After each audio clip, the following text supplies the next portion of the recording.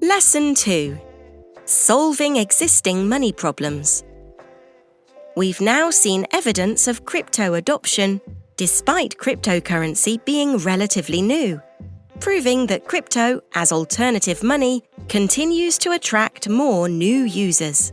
We can also reason that cryptocurrency is becoming more popular because it provides a clear solution to some problems faced by conventional money. So, what's wrong with the money we already have? Conventional money used to be backed by actual assets of value. The silver dollar, for example, was backed by the value of a precise amount of silver. The government issuing it would only be able to issue bills equivalent to the amount of silver it actually held. This way, anyone could redeem their paper money for the silver backing it. Sometime in the 1970s, that concept changed drastically.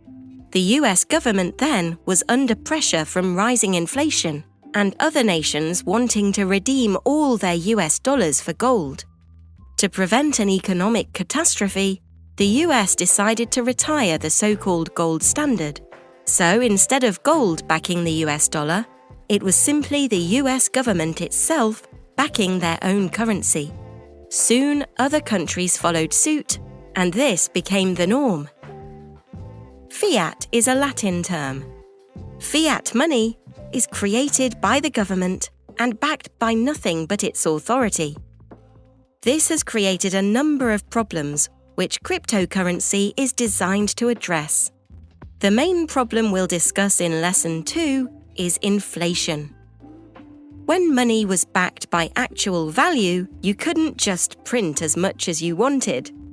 But fiat money today is printed at will, so much so that entire economies have seen their currencies devalue so much amid rampant inflation, eventually leading to complete failure. Since the fall of the gold standard, there have been many countries completely discarding, replacing, or reforming their currency as a result of unchecked inflation and devaluation. How is cryptocurrency different from fiat money?